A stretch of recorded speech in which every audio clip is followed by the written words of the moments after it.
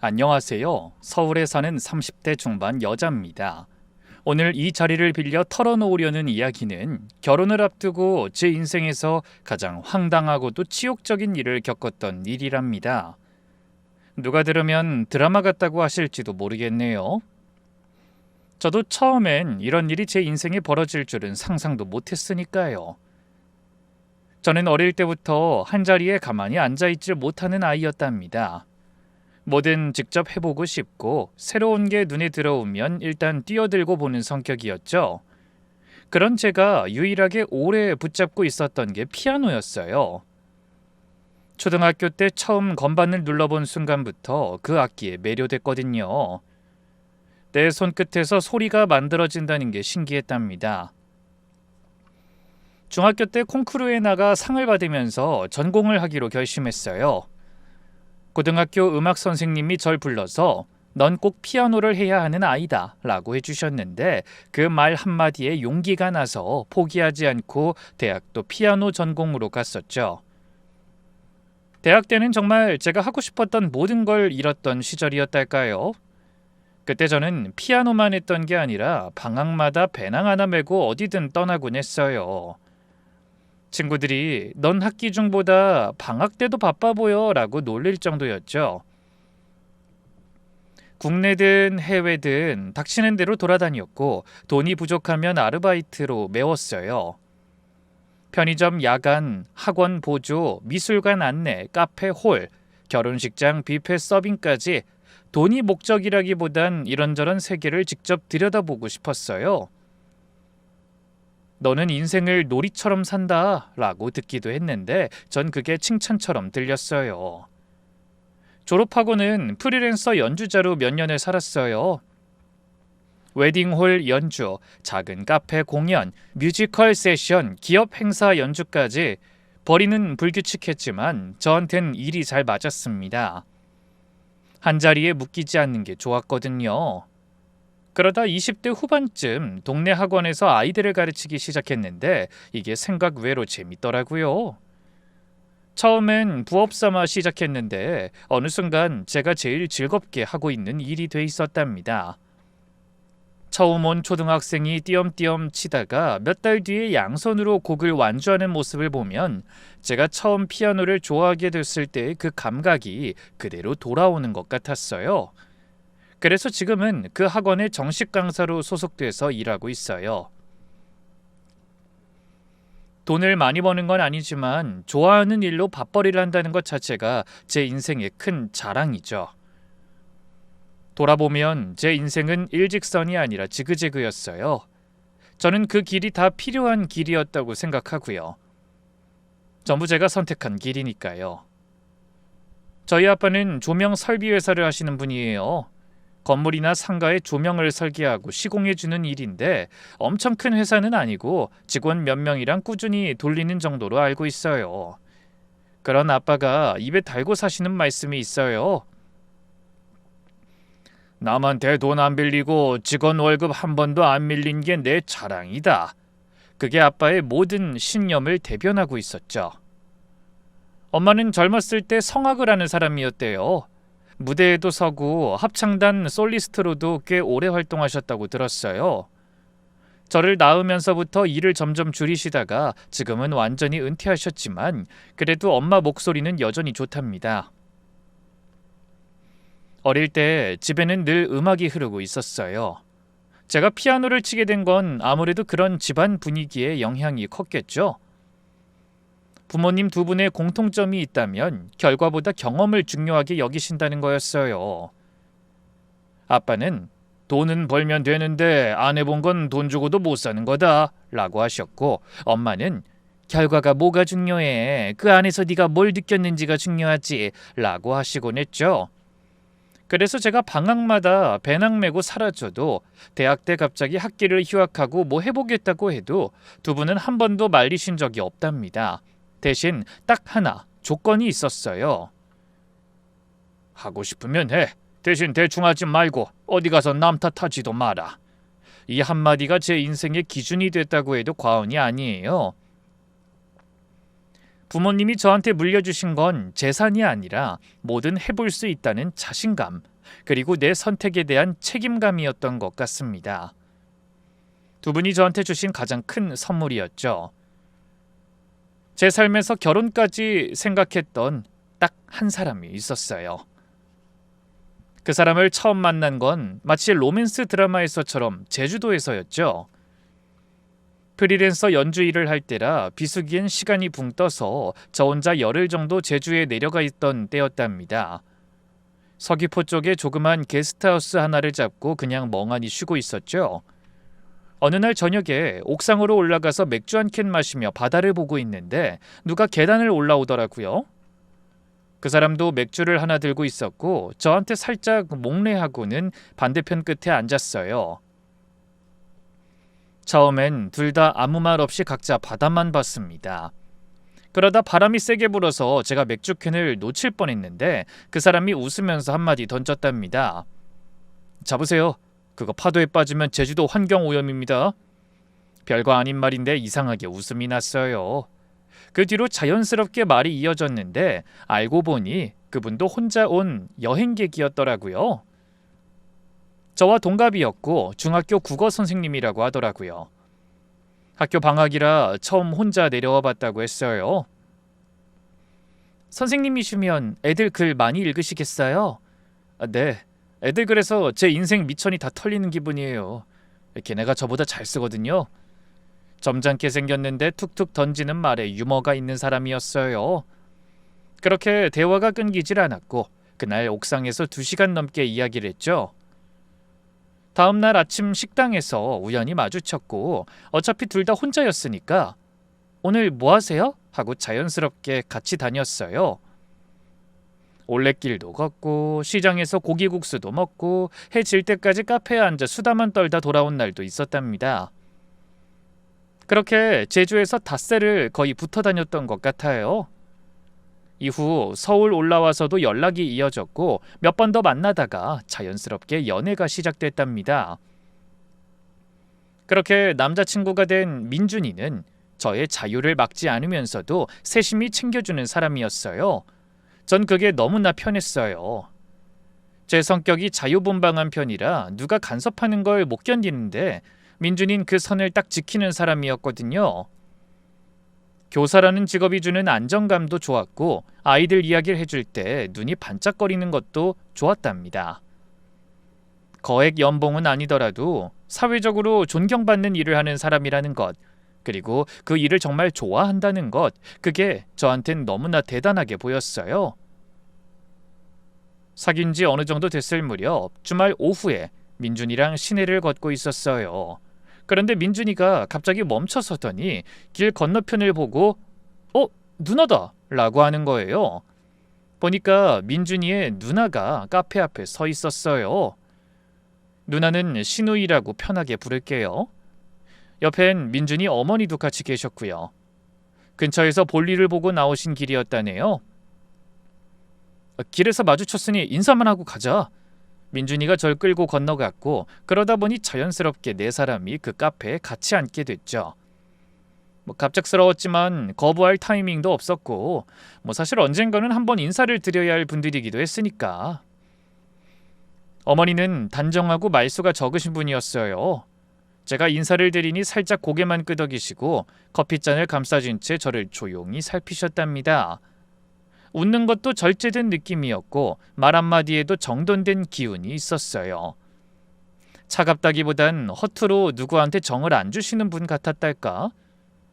제가 묻는 말엔 꼬박꼬박 답해 주시는데 그 이상으로 살갑게 붙진 않는 그런 스타일인 것 같았죠. 어머니는 그동안 별말 없이 커피만 드시다가 자리를 마무리할 때쯤 딱 한마디 하셨어요. 민준이가 사람 데려온 건 처음인데 보니까 조금 안심이 되네. 그 말이 제가 그날 들은 어머니 말의 전부였답니다. 다정한 말은 아니지만 냉정한 말도 아니어서 다행이다 싶었죠. 신우이는 어머니와 완전히 반대 스타일이었어요. 들어오자마자 저를 보고 우리 민준이 여자친구 처음 보네? 반가워요. 라고 하면서 환하게 웃더라고요.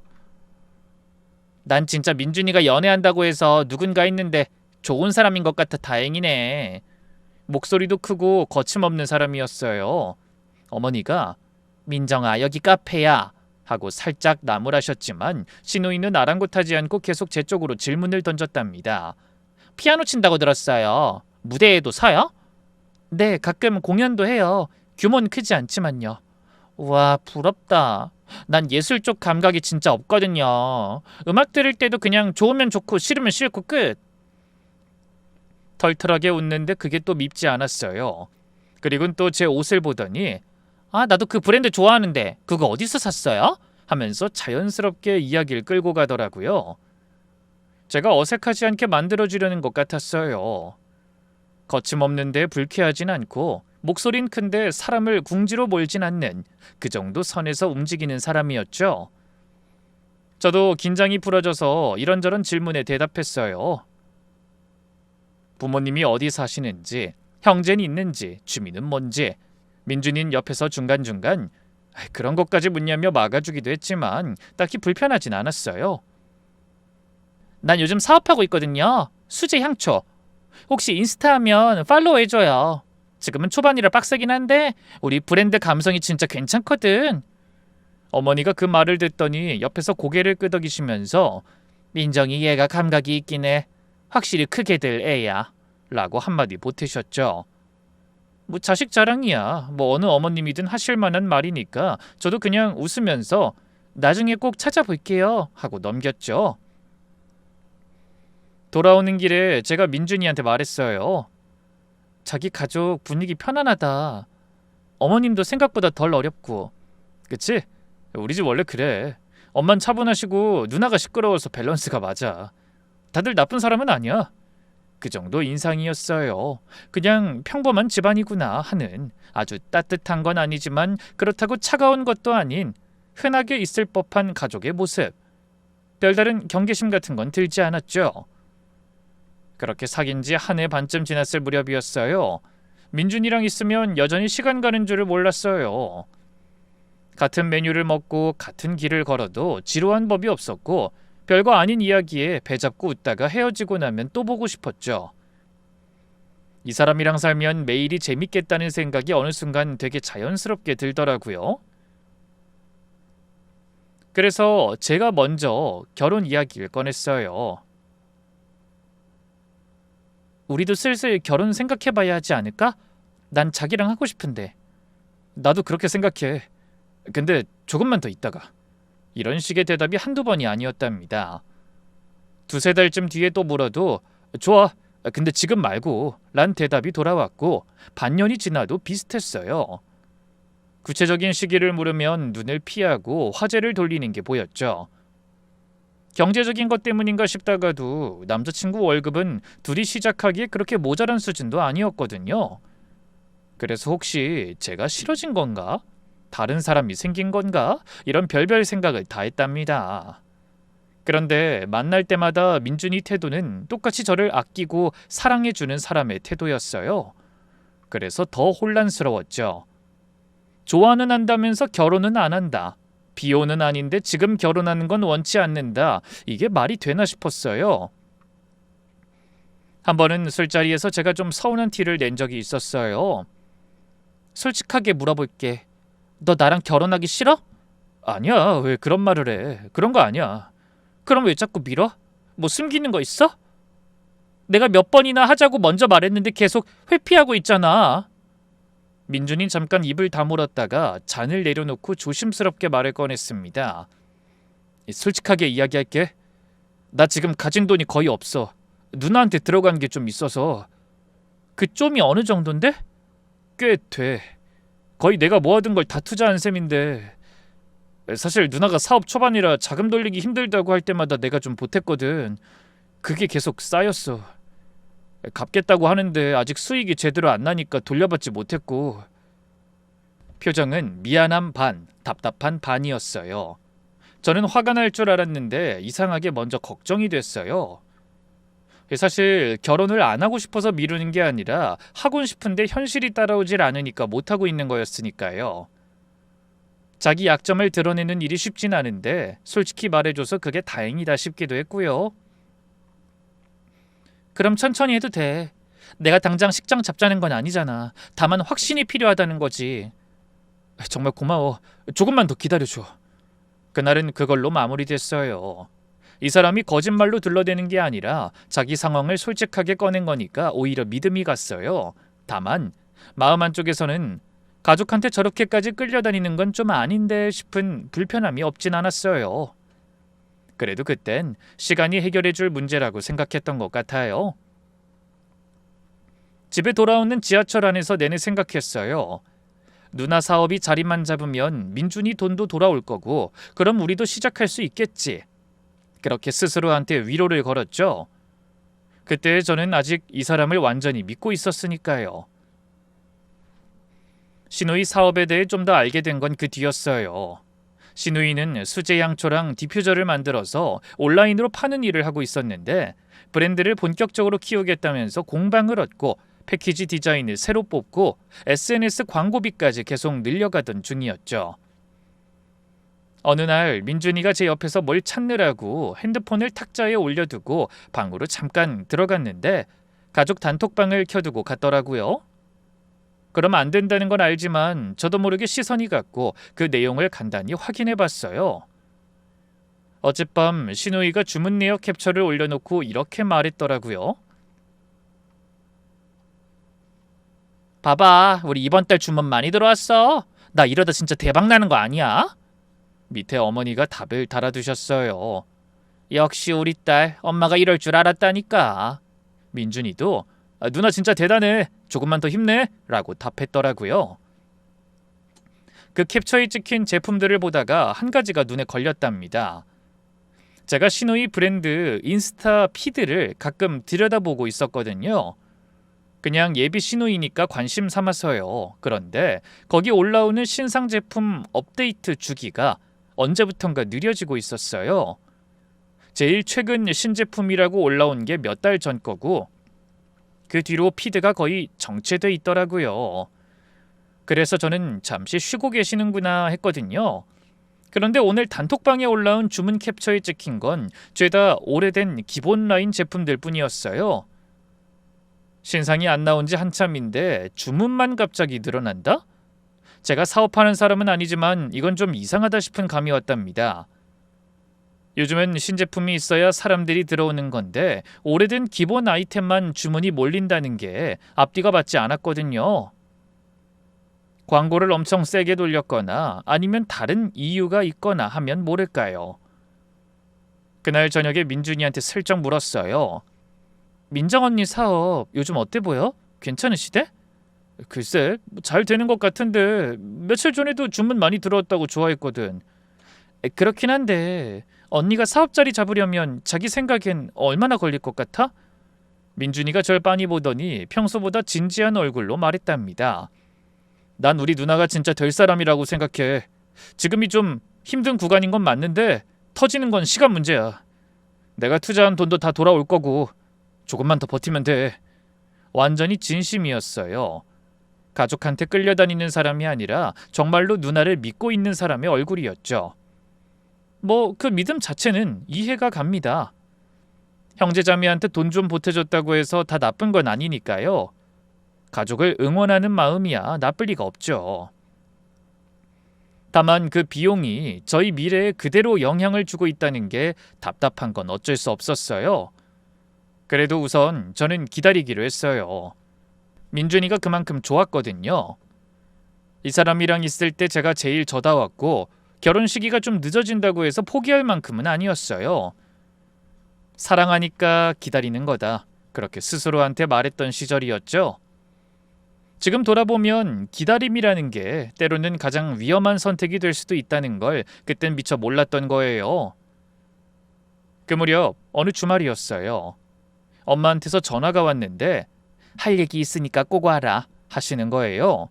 뭔가 평소랑 톤이 달라서 약간 긴장하면서 부모님 댁으로 갔죠.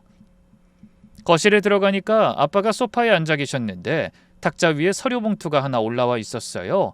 그리곤 이렇게 말하셨어요. 네 이름으로 집 하나 해놨다. 순간 무슨 말인지 이해가 안 가서 그냥 멍하니 서 있었어요. 엄마가 웃으면서 옆에서 거들어 주셨어요. 아빠 회사 요즘 좀 일이 잘 풀렸거든. 전부터 너한테 지불해주고 싶다는 생각은 하고 계셨는데 이번에 딱 맞춰서 진행하신 거야. 아빠는 서류 봉투를 제 쪽으로 밀어주시면서 이렇게 덧붙이셨어요. 앞으로 집 걱정하지 말고 하고 싶은 거 하면서 살아라. 나중에 네가 결혼하면 신혼집으로 써도 되고 혼자 살아도 되고 네 이름으로 해놨으니까 네 마음대로 해. 보니까 서울 안쪽에 있는 아파트였어요. 혼자 살기엔 좀 크고 둘이 시작하기엔 딱 적당한 크기였죠. 처음엔 놀랐고 그 다음엔 미안함이 밀려왔답니다. 부모님이 평생 아끼고 모아서 장만한 돈이었을 텐데 본인들 노후에 쓰실 수도 있었는데 그걸 먼저 자식 쪽으로 돌려주신 거잖아요. 그런데 동시에 이건 단순히 집 한 채가 아니라 부모님이 제가 여태까지 살아온 방식을 인정해 주시는 거라는 생각이 들어서 울컥했어요. 네가 좋아하는 길 위에 서 있으니까 그 길을 계속 나아갈 수 있게 엄마 아빠가 도와줄게. 그런 마음이 느껴졌어요. 엄마 아빠 이렇게까지 안 해주셔도 되는데. 안 해줘도 되지. 근데 해주고 싶어서 한 거야. 너 월세 내고 살면서 일하느라 힘든 거 볼 때마다 엄마 아빠 마음에 걸렸거든. 그리고 아빠가 더 건강하실 때 해주고 싶으셨대. 나중에 몸 아프고 늙으면 이런 것도 못 해줄 수 있으니까 부담 갖지 마. 엄마 말씀에 저도 모르게 눈물이 핑 돌아서 고개를 숙여야 했죠. 그렇게 얼마 후에 이사를 했어요. 짐 옮기고 나서 아빠가 현관문 앞에 서서 저한테 이렇게 말씀하셨는데 그 말이 지금도 잊히질 않아요. 여기는 네 거다. 누가 뭐래도 네 거야. 알겠지? 그 말이 훗날 제 인생에서 얼마나 중요한 문장이 되는지 그땐 미처 몰랐어요. 그저 부모님의 마음 전부를 건네받은 기분으로 그 문 앞에 한참을 서 있었죠. 짐을 다 옮기고 혼자 새 집에 남았을 때 처음 든 생각은 우습게도 이제 월세 달력을 안 봐도 된다는 안도감이었답니다. 매달 월급에서 월세 빠져나갈 날짜를 챙기던 버릇이 몸에 배어 있었는데 그게 사라진다는 게 얼마나 큰일인지 그때 알았어요. 그리고 내 이름으로 된 공간에서 자는 첫날 밤은 생각보다 많이 설레더라고요. 벽지색도 주방 타일도 창문으로 들어오는 아침 햇살 각도도 다 내 책임이라는 게 조금 신기하기도 하고 또 설렜죠. 새 아파트로 이사 들어간 주말에 민준이가 짐 정리를 도와주러 왔어요. 박스를 풀고 가구 위치를 이리저리 잡아주고 책장에 책을 꽂아주기도 하고요. 다 끝나고 빈 거실 바닥에 나란히 앉아서 쉬는데 민준이가 주위를 둘러보면서 그러는 거예요. 와, 자기 부모님 진짜 대단하시다. 이거 아무나 못 해주는 거잖아. 어머님 아버님이 존경스러워. 나도 알아. 정말 감사한 일이지. 내 집이 생긴 기분 어떤 느낌이야? 뭔가 어른이 된 것 같아. 근데 동시에 더 조심스러워. 내가 정말 잘 살아야 할 것 같은 부담도 있고. 그러자 민준이가 웃으면서 제 어깨를 살짝 건드렸어요. 자긴 지금 충분히 잘 살고 있어. 지금처럼만 살아. 역시 제게 힘이 되는 말을 해주는 사람이었어요. 그날 민준이는 늦게까지 있다가 돌아갔고 가는 길에도 불 다 껐어? 문단속 잘했지? 그렇게 제 안부를 챙기는 문자를 보내왔어요. 그날 밤은 그 문자 덕분에 좀 더 편안했던 것 같아요. 그렇게 몇 주가 지났을 무렵 저한테 새로운 기회가 하나 들어왔어요.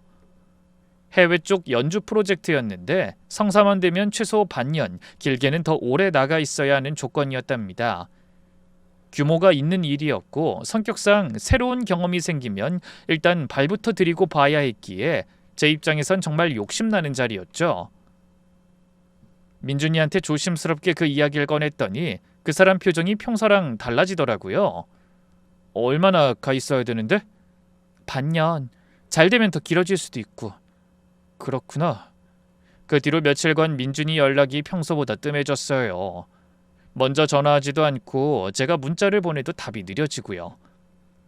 저는 저대로 고민이 많았어요. 가고는 싶은데 이 사람과의 관계를 반년 넘게 떨어져서 잘 유지할 수 있을지도 걱정이었거든요. 그러다가 어느 저녁 민준이가 먼저 만나자고 하더라고요. 평소와 다르게 엄청 로맨틱한 음식점이었어요. 약속 장소로 갔더니 민준이가 이미 자리에 앉아서 절 기다리고 있더라고요. 평소 같으면 왜 이렇게 비장해? 하고 놀렸을 텐데 그날은 분위기가 조금 달라서 저도 아무 말 없이 앉았어요. 한참 동안 이런저런 이야기를 하다가 민준이가 절 똑바로 쳐다보고 이렇게 말했습니다. 나랑 결혼해 줄 수 있어? 순간 눈물이 날 뻔했어요. 기뻤지만 그 자리에서 바로 답을 못한 건 아직 해외 기회가 제 머릿속에 남아있었기 때문이었죠. 며칠만 시간을 달라고 했고 민준이는 그래 천천히 생각해 라고 고개를 끄덕였답니다. 그런데 민준이가 일어나면서 한마디 덧붙였어요. 근데 난 이미 답을 들은 것 같아. 네 표정이 벌써 말하고 있거든. 뻔뻔한 건지 확신에 찬 건지 저도 잘 모르겠더라고요. 둘 다인 것 같기도 하고요. 며칠 동안 정말 많이 고민했어요. 부모님한테도 살짝 상의를 드렸는데 엄마는 네가 결정해. 우린 네 편이야. 라고만 하시더라고요. 친한 친구한테 털어놓기도 했는데 친구는 너 머리는 간다고 말하는데 마음은 이미 남자친구랑 있는 것 같아. 네 마음에 따라. 라고 했어요. 그 말이 오래 남았죠. 결정적으로 마음이 움직인 건 며칠 뒤 민준이가 저한테 해준 말 한마디였죠. 자기가 가고 싶으면 가. 난 반대 안 해. 근데 가기 전에 결혼하자. 자기가 돌아올 곳이 내 집이 아니라 우리 집이었으면 좋겠어. 반년 동안 자기가 어디서 뭘 하든 돌아올 때가 있다는 거, 그게 너한테도 나한테도 있어야 할 것 같아. 반년이든 더 길든 기다릴 수 있으니까 결혼을 먼저 하자는 거였어요. 이 사람이 저를 놓치고 싶지 않아 하는 마음이 느껴졌고 그 마음이 단순히 붙잡으려는 조급함은 아니란 판단이 들었어요. 알겠어. 결혼하자 우리. 민준이가 그 말을 듣고는 아무 말 없이 저를 꽉 안아줬는데 그 순간만 떠올리면 지금도 좀 찡해요. 이 이야기의 시작이 이렇게 따뜻했다는 게 오히려 뒤에 펼쳐진 일들을 더 절망스럽게 만든 것 같아요. 좋았던 기억이 많을수록 실망은 더 날카롭게 박히는 법이니까요. 프로포즈 받은 그 주 주말에 저는 바로 저희 부모님 댁으로 갔어요. 엄마 아빠 저 민준이랑 결혼하려고요. 엄마는 과일을 깎던 손을 멈추셨고 아빠는 텔레비전 리모컨을 내려놓으셨어요. 두 분이 서로 눈을 한번 맞추시는데 딱 봐도 축하한다는 표정은 아니었답니다. 오히려 무겁게 가라앉은 표정이라고 해야 하나? 아빠가 먼저 천천히 입을 떼셨어요. 그 친구가 좋은 건 알겠는데 타이밍이 좀 그렇지 않니? 타이밍이요? 너 그동안 민준이가 자꾸 결혼 미뤘다고 했잖아. 이유도 정확히 말 안 하고. 제가 민준이네 사정을 부모님한테 다 털어놓은 건 아니었지만 지나가는 말처럼 저쪽이 아직 준비가 덜 됐대라고 흘린 적은 있었거든요. 부모님은 그걸 다 기억하고 계신 거예요. 그동안 미뤄뒀던 사람이 하필 제가 아파트 받고 해외 기회까지 생긴 시점에 결혼하자고 한다는 게 두 분 눈에는 순서가 이상해 보인 거죠. 엄마가 조용히 말씀을 보태셨어요. 감정으로만 결정하지 말자. 그쪽 집안 경제 상황이 어떤지, 네가 결혼하면 어떻게 될지 그런 걸 네가 충분히 알고 가야 돼. 결혼은 두 사람만 하는 게 아니니까. 그 말에 살짝 서운했어요. 민준인 그런 사람 아닌데 저와 평생을 함께하고 싶어서 프로포즈한 건데 말이에요. 서운한 기색이 제 얼굴에 그대로 드러났는지 아빠가 한 발 더 나가셨어요. 너 이번에 해외 기회 있다며? 그걸 먼저 하는 건 어떠니? 뭐 결혼이야 돌아와서 해도 안 늦고 그때 가서도 저 사람이 너 기다리고 있으면 그게 진짜 네 짝인 거지. 아빠, 혹시 결혼을 반대하는 거야? 반대가 아니라 겸사겸사 확인해 보자는 거지.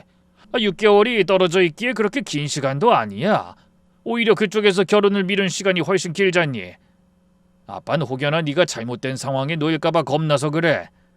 네가 아파트 받은 직후에 저쪽에서 이야기가 나오는 게 걸리기도 하고 이런 타이밍이라는 게 우연이 아닐 수도 있거든. 아빠 말씀에 저도 모르게 21번 들이켰답니다. 민준이를 의심하는 건 절대 아니었지만 부모님이 반대 대신 확인이라는 단어를 쓰신 게 마음에 남았어요.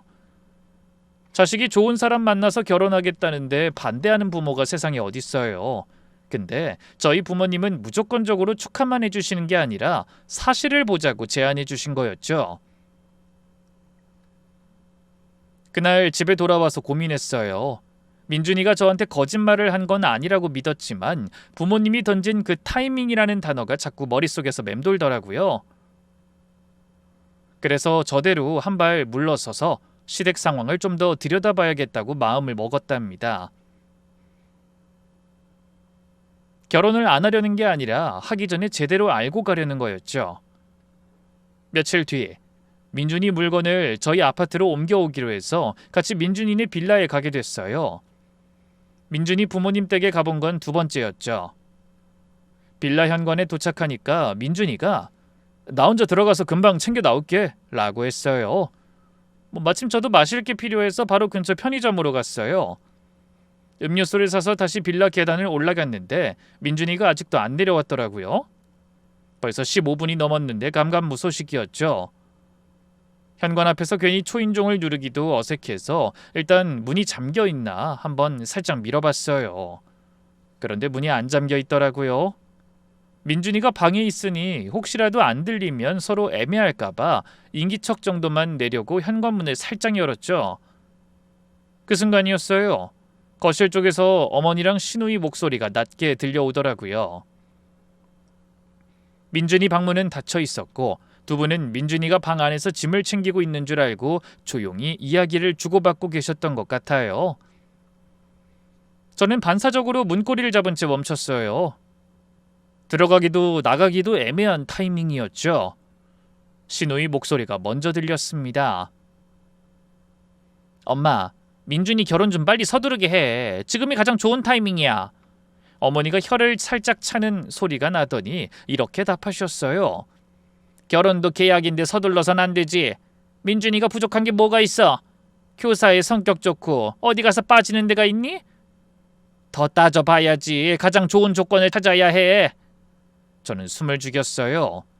결혼이 계약이라는 말도 충격이었지만 그 다음 시누이 입에서 나온 말이 더 심했답니다. 나 공방 접은 거 알잖아. 민준이한테 빌린 돈도 한참 남아서 마음 급하단 말이야.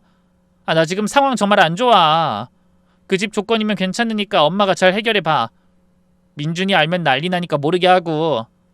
어머니가 잠깐 조용해지셨다가 말씀하셨어요. 그래, 나한테 계획이 있어. 전 그대로 얼어붙었답니다. 두 사람은 시누이 사업이 진작에 망한 걸 알고 있었고 그걸 민준이한텐 숨기고 있었던 거예요.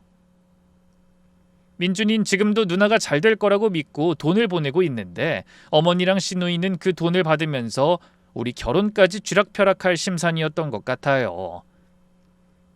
그 대화가 끝나기 전에 저는 조심해서 조용히 문을 닫았어요.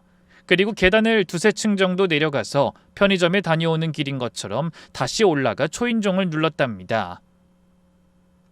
민준이가 곧 짐을 들고 나왔고 어머니는 절 보면서 아무렇지 않게 왔니? 들어와서 과일이라도 먹고 가지 라고 하시더라고요. 저도 아무렇지 않게 아니에요 어머니 다음에 올게요 라고 웃으면서 거절했죠. 빌라를 나와서 민준이랑 같이 걸어가는데 전 웃고 있었지만 머릿속은 다른 세계에 가 있었어요. 민준이가 아까 엄마랑 누나랑 무슨 이야기 나누는 것 같기에 난 또 자기가 들어서 같이 수다 떠는 줄 알았어 라고 하기에 저는 난 몰라 뭐 여자들끼리 할 이야기가 있으셨나 보다 라고 대충 넘겼답니다. 그날부터 저는 같은 상황을 다른 각도에서 보기 시작했어요. 집에 돌아와서 지난 기억들이 머릿속에서 주마등처럼 펼쳐졌어요. 프로포즈를 받은 날의 감정, 해외 기회 앞에서 고민했던 시간, 민준이가 해준 네가 돌아올 곳이 우리 집이었으면 좋겠어 라는 말, 그 모든 게 이상하게 한번 걸러져서 다시 들리는 기분이었어요. 물론 민준이 본인은 누나 사업이 망한 걸 모르고 있었죠. 그러니까 의도적으로 제 아파트를 노리고 프로포즈한 건 절대 아니었을 거예요. 이 사람이 저를 좋아하는 마음도 진심이었고요. 그건 제가 곁에서 오래 봐왔으니까 확신할 수 있었어요. 다만 예비시댁 분위기가 민준이와 저의 결혼을 이용하겠다는 뜻이 분명했고 그 분위기가 프로포즈 타이밍에 영향을 줬다는 건 부정할 수 없는 사실이었죠. 민준이는 절 놓치기 싫다며 프로포즈를 했지만 그 등 뒤에는 누나와 엄마가 조용히 밀어붙이는 손이 있었을 거예요. 아빠가 타이밍이 이상하다고 했던 말씀의 무게를 그제야 알았어요. 그런데 여기서 제가 갈등에 빠진 지점이 있었어요. 민준이한테 당장 너희 누나 사업 망했어. 너만 모르고 다 알던데? 하고 증거를 들이대면 어떻게 될까? 민준이는 누나를 진심으로 믿는 사람이었고 가족부터 감싸고 볼 스타일이었어요.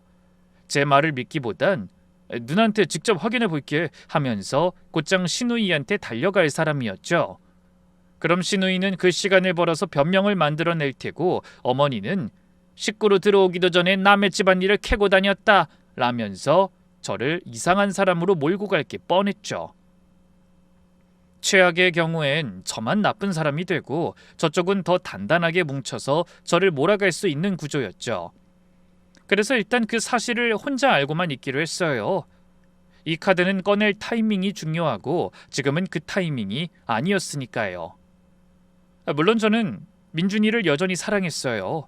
민준이 자체는 좋은 사람이라고 생각했고 가족 상황만 놓고 이 사람을 버릴 만큼 저도 단호하지 못했어요. 그래서 결혼 준비는 하기로 마음을 먹었답니다. 다만 시댁이 이 결혼을 흔드는 일이 생긴다면 그것까지 품고 갈 생각은 전혀 없었어요. 사랑은 사랑이고 손해는 손해니까요. 전 그때부터 조용히 기준을 세우기 시작했어요. 결혼 준비는 바라던 대로 또 꼼꼼하게 기록을 남기면서 그리고 민준이의 태도와 시댁의 반응을 계속 지켜보는 것으로요. 사실 시댁에서 조용히 축하해주고 그냥 깔끔하게 따라준다면 저도 그냥 넘어갈 생각이었어요. 다만 누구든 이 결혼을 어긋나게 만드는 사람이 있으면 그 책임을 그 사람이 지게 해서 오로지 저를 보호하려고 했죠. 그렇게 저희는 준비를 먼저 시작했습니다. 시어머니가 민준이한테 인사부터 제대로 와야 허락이지 라고 하셨다길래 그 말을 듣고 더 빨리 움직였어요.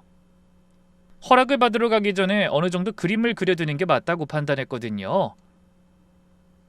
신혼집은 제 아파트로 하기로 민준이랑 합의했어요. 예식장은 제가 적극적으로 알아봤어요. 저는 계약서 챙기는 습관이 몸에 배어 있었는데 그게 이렇게 유용하게 쓰일 줄은 몰랐네요. 마음에 드는 홀을 골라서 민준이랑 같이 보러 갔고 계약서에 사인할 때 제가 한마디 했어요. 이거 우리 둘 다 계약 당사자로 올리자. 둘 다 이름 들어가게. 왜? 보통은 한쪽만 하지 않아? 난 그런 거 신경 쓰이더라. 나중에 환불이든 뭐든 양쪽 다 걸려 있어야 깔끔해. 민준이는 특별히 의심하지 않고 그렇게 해줬어요. 스드메 패키지도 마찬가지였어요. 제가 발품 팔아서 몇 군데 비교한 다음에 가격도 맞췄고 예물샵과 예단샵도 같은 방식으로 계약을 잡았죠. 신혼여행지도 정해서 항공권이랑 숙소 예약금을 넣었답니다. 계약금은 전부 둘이 반반씩 부담했고 민준이 몫은 민준이가 따로 대출을 받아서 넣었어요. 누나한테 돈이 다 들어가서 민준이 수중에 현금이 거의 없었거든요. 계약서랑 영수증은 제가 전부 폴더에 정리해서 보관했어요. 어느 업체, 어느 날짜에 얼마를 넣었는지 한눈에 보이게요. 어느 정도 가닥이 잡힌 저녁, 저는 민준이한테 진지하게 이야기를 꺼냈답니다. 민준아, 나 한 가지만 약속받고 싶어. 뭔데? 이 결혼 계획을 어긋나게 하는 사람이 생기면 그게 누구든 간에, 그러니까 너든 시댁이든 나든 친정이든 책임이 있는 사람이 지금까지 들어간 돈이랑 위약금 다 책임지기로 하자. 민준이가 웃으면서 고개를 끄덕였어요. 당연하지. 그게 상식이잖아. 새삼스럽게 왜? 우리가 지금까지 세운 계획에 차질이 생기는 게 싫어서 우리 둘의 결정에 다른 방해 요소가 들어오지 않게 하려고 그래. 저는 그 대화를 녹음해뒀답니다. 민준이가 눈치를 챘는지 제 핸드폰을 힐끗 보더니 웃으면서 한마디 하더라고요. 뭐야, 자기 지금 녹음해? 진짜 꼼꼼하네. 내가 좀 걱정이 많은 스타일이잖아. 그래, 뭐 걱정되면 녹음해도 난 상관없어.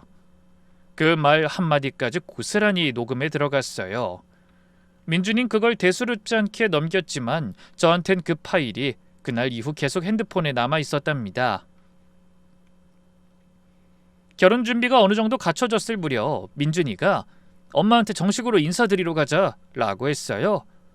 그렇게 시댁 빌라에 갔더니 어머니 혼자 계시더라고요. 신우이는 볼 일이 있어서 자리를 비운 상태였고요. 어머니가 차를 내오시면서 한참 아들 자랑을 늘어놓으셨습니다. 원래는 저에게 그런 이야기를 한 적이 별로 없었거든요. 우리 민준이는 교사 중에서도 인정받는 애야. 학부모들이 민준이가 담임인 반 되려고 얼마나 애쓰는지 몰라. 학교 교장 선생님도 민준이 놓치면 안 될 사람이라고 하셨었지. 저는 고분고분하게 네 어머니 하고 고개를 끄덕였어요. 그러자 어머니가 이번엔 시누이 자랑으로 넘어가셨어요. 우리 민정이도 분명 능력이 있어. 지금은 초반에 좀 고생 좀 해도 조만간 크게 터질 거야. 우리 민정이 같은 애가 그냥 주저앉을 애가 아니거든. 저는 속으로 그 터진다는 사업 공방 진작에 없어진 거 알고 계시잖아요 하고 생각했지만 얼굴엔 그대로 미소를 걸어두고 그러실 거예요 라고 답했답니다. 내가 애들을 좀 귀하게 키웠거든. 아무한테나 못 보낸다는 마음이 있긴 한데 그래도 뭐 민준이가 좋다고 하니까. 그러시면서 제 표정을 한번 살피셨어요. 우리 민준이 정도면 어디 가서도 빠지는 애가 아니니까 너도 앞으로 맞춰줄 건 맞춰줘야 한다는 거 알지? 그 순간까지만 해도 저는 이 자리가 단순히 결혼을 허락받는 자리로 끝날 줄 알았답니다. 그런데 어머니가 찻잔을 탁자에 내려놓으시면서 톤을 바꾸셨어요. 그래서 말인데 얘야, 내가 그동안 생각을 좀 해봤다. 듣자하니 너한테 서울에 아파트가 있다며? 아, 네. 부모님이 해주신 건데요. 그 아파트 민정이한테 넘기면 안 되겠니? 우리 아들 데려가려면 그 정도는 해야지. 전 그 순간 시간이 멎는 기분이 들었습니다. 귀로는 그 말을 듣고 있는데 머리로는 아, 드디어 때가 왔구나 하는 생각이 먼저 돌았어요. 빌라에서 엿들었던 그 대화가 고스란히 현실이 된 거니까요. 옆에 있던 민준이도 놀란 것 같더라고요. 아, 엄마 무슨 소리야? 그 말이 왜 나와? 민준이 얼굴은 진짜로 놀란 얼굴이었어요. 정말 모르고 있었던 거예요. 넌 좀 가만히 있어라. 시어머니로서 며느리 될 사람이랑 이야기하는 중이니까. 아니 엄마 그건 얘기가 다르지. 이 사람이 부모님한테 받은 집인데 그걸 지금 민정 누나한테 주라는 게. 민준아, 엄마가 지금 너랑 얘기하자고 한 거 아니라고. 난 이게 너희 결혼 허락의 조건이야. 널 보내는 대가로 받을 자격 충분히 된다고 생각해. 그렇게 민준이 말을 딱 잘라 끊으시는데 민준이는 더 이상 말을 잇지 못했어요. 시어머니 말에 결국 진 거죠. 그 모습을 보면 전 속으로 결정을 내렸어요. 이 결혼은 못하겠구나. 이 사람들이 결혼 전에도 이러는데 결혼 후엔 뭘 더 요구할까? 그럴 때마다 민준이는 나를 막아주지 못하겠구나. 심장은 쿵쿵 뛰고 있었지만 얼굴에 아무것도 드러내지 않으려고 했어요. 오히려 부드럽게 미소를 한번 지었죠. 당연히 그래야죠, 어머님. 제 입에서 그 말이 나오자 어머니 표정에 만족감이 떠올랐고 민준이도 그제야 미소를 지었어요. 일이 무마됐다는 안도의 미소 같았어요. 어머니는 아이고 역시 네가 생각이 깊구나. 내가 이래서 널 마음에 들어있다니까 하면서 흐뭇하게 웃으셨어요. 그렇게 저는 화기애애한 분위기 속에서 빌라를 나왔어요. 민준이가 엘리베이터에서 절 보면서 물었어요. 자기 진짜 괜찮아? 엄마가 저렇게 말할 줄은 정말 몰랐어 난. 그 자리에서 싸울 순 없잖아. 분위기만 맞춰드린 거지 뭐. 그럼 다시 생각해보는 거야? 엄마가 진짜 그럴 거라고 생각하고 있는 것 같던데. 자기 생각은 어떤데? 우리 결혼이 원만하려면 한번 지고 들어가는 것도 나쁘지 않은 것 같고. 그럼 어머니랑 같은 생각인 거네. 알았어. 민준이가 걱정스러운 표정을 짓기에 그냥 등을 두드려줬어요. 이미 저에겐 끝난 일이니까요.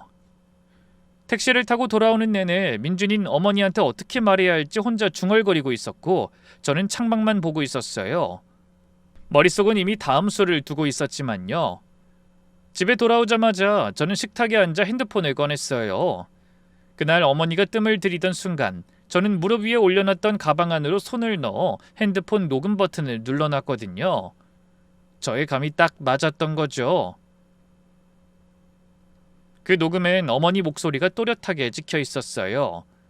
우리 아들 데려가려면 그 정도는 해야지 까지 전부. 그걸 확인한 뒤 전 바로 움직이기 시작했답니다. 마음은 이미 정해져 있었으니까요. 다음날 아침에 우선 전화부터 돌렸어요. 제일 먼저 예식장이었답니다. 안녕하세요. 저 지난달에 예약금 넣어둔 사람인데요. 계약 해지하려고요. 신랑 측 집안에서 결혼 조건을 일방적으로 변경해서요. 그 내용 해지 사유란에 그대로 적어주세요. 상담원분이 약관 설명을 해주시면서 해지 사유를 저렇게 기재하시면 나중에 분쟁 있을 때 유리하세요 라며 팁을 주시더라고요. 그래서 저도 그러려고요 라고 답했답니다. 그 다음 스드메, 예물샵, 예단샵, 신혼여행 예약처까지 같은 방식으로 연락을 돌렸어요. 전부 해지 확인서를 받았고 위약금 안내도 문서로 받아뒀어요. 해지 사유는 모두 신랑 측 집안의 결혼 조건 일방적 변경으로 인한 결혼 불가로 통일했어요. 계약서의 명의가 민준이랑 저 둘 다로 되어 있었으니까 해지 처리도 양쪽 공동으로 가능했죠. 그리고 위약금은 민준이 쪽 부담으로 처리되게 서류를 꾸렸어요. 업체마다 명의자별 환불, 예약 규정이 달랐는데 계약 당시 환불 계좌는 저, 위약금 부담은 계약자 공동으로 걸어뒀던 게 이럴 때 도움이 됐죠.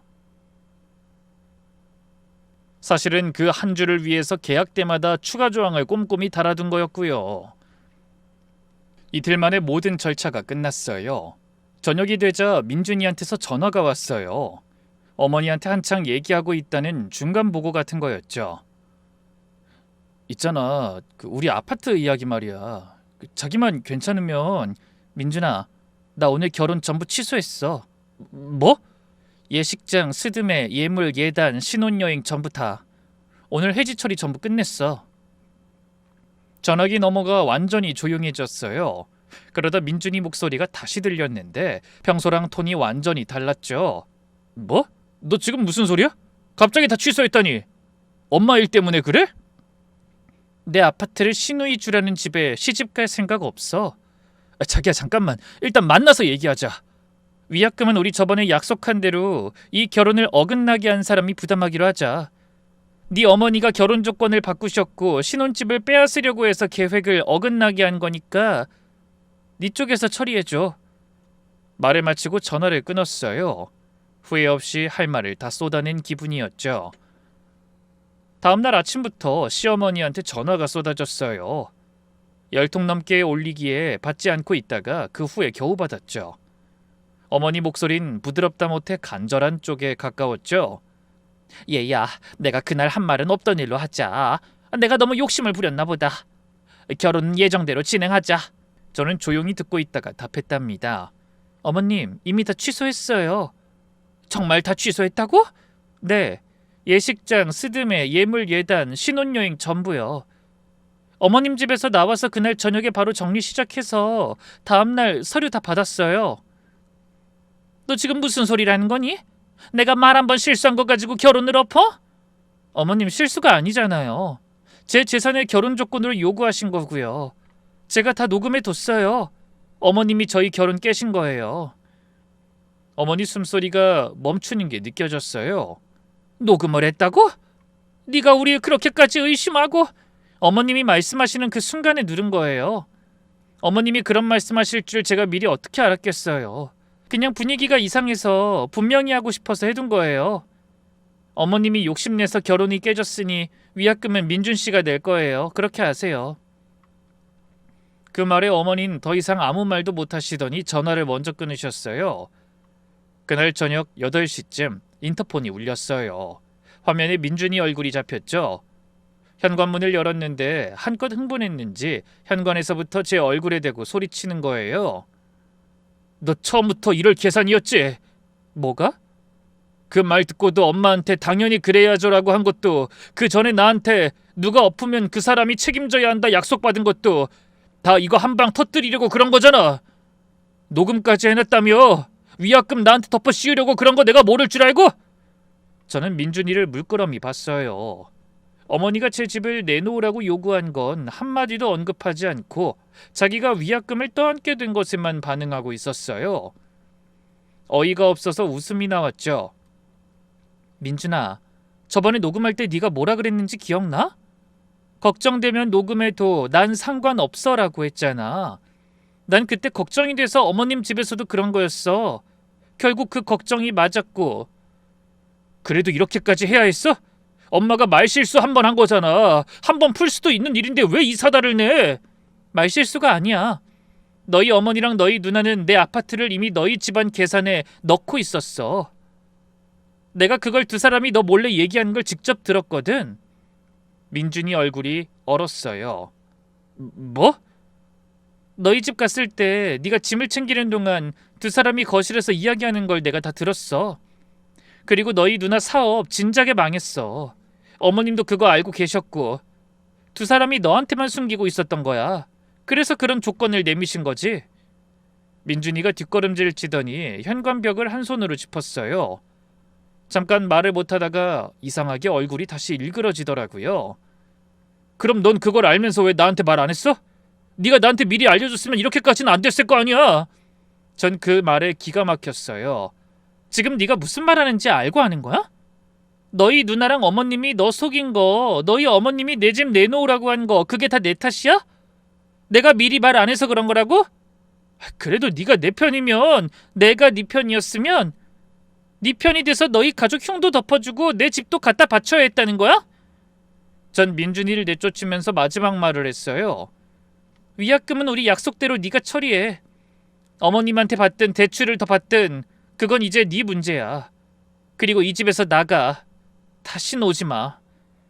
민준이는 뭐라고 더 말하려다가 결국 뒤돌아서 나갔어요.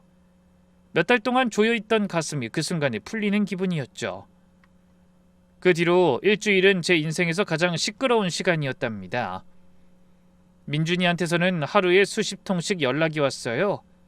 처음엔 한 번만 만나자였다가 다음엔 네가 너무한 거 아니냐로 바뀌었고 며칠 뒤엔 너 때문에 내 인생 망쳤다까지 갔죠. 전부 읽지 않고 지웠어요. 시어머니한테서도 연락이 왔어요. 처음엔 결혼 예정대로 진행하자였고 그 다음엔 위약금은 반반 부담으로 합의 보자였고 마지막엔 나쁜 년이란 말이 왔죠. 신고할까 하다가 차단해버려서 그 후 무슨 내용이 왔는지는 모르겠네요. 사흘쯤 지났을 때 민준이가 한밤중에 술에 취해서 아파트 앞에 찾아온 적이 있어요.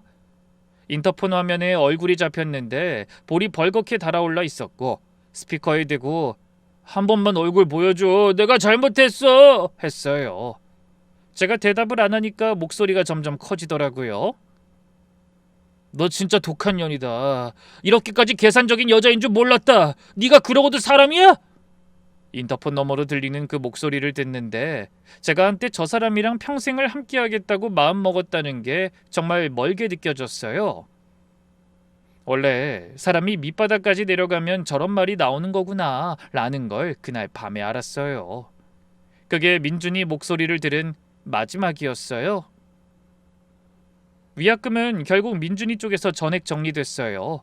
그 과정에서 시댁 분위기가 어떻게 돌아갔는지는 저도 굳이 알고 싶지 않아서 피했어요. 두어 달쯤 뒤 민준이가 다른 지역 학교로 전근 신청을 냈다는 이야기를 건너서 들었어요. 그게 제가 들은 민준이 쪽 마지막 소식이었죠. 요즘 저는 가끔 제주도에 가요. 동네에 조그만 숙소를 잡고 혼자 바다를 보고 맥주를 마시고 돌아옵니다. 처음엔 제주라는 추억의 장소가 조금 아팠는데 이젠 그냥 제 공간이 됐어요. 누구와 연결된 장소가 아니라 그때 제가 좋아서 찾았던 공간으로 다시 새롭게 포장해 가고 있어요. 미뤄뒀던 해외 연주 프로젝트는 기회가 다시 열려서 이번엔 제대로 잡았답니다. 조만간 출국을 앞두고 있는데 이번엔 저를 기다려주는 사람 없이 혼자 떠나는 게 오히려 홀가분해요. 누군가에게 돌아올 이유를 만들어두지 않고 떠난다는 것, 그게 얼마나 자유로운 일인지 지금은 알겠답니다. 부모님은 제가 결혼하지 않은 걸로 속상해하지 않으세요. 아직도 엄마 아빠는 네가 하고 싶은 거 하면서 살면 그게 제일이다 라고 하세요. 그 말 한 문장이 제 인생에 어떻게 버팀목이 됐는지 두 분은 모르시겠지만 전 알고 있죠. 부모님이 저한테 물려주신 건 아파트 한 채가 아니었어요. 뭐든 해볼 수 있다는 자신감, 내가 낸 길에 대한 책임감, 그리고 내 것을 지킬 수 있다는 단단함. 이 세 가지가 없었다면 전 그날 빌라에서 당연히 그래야죠 라고 웃으면서 대답할 수도 없었을 테고, 그 다음날 하루 만에 모든 걸 정리할 용기도 없었을 거예요. 사랑. 중요하죠. 근데 사랑한다고 해서 상대방 가족이 무례한 요구를 하는 걸 참아주는 건 성숙한 사랑이 아닌 것 같아요.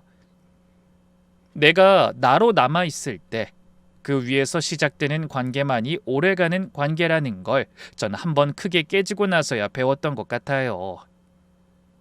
긴 이야기 들어주셔서 감사합니다. 이 사연이 누군가에겐 속을 한번 풀어내는 시간이 됐기를, 또 누군가에겐 자기 자리를 다시 돌아보는 시간이 됐길 바랍니다.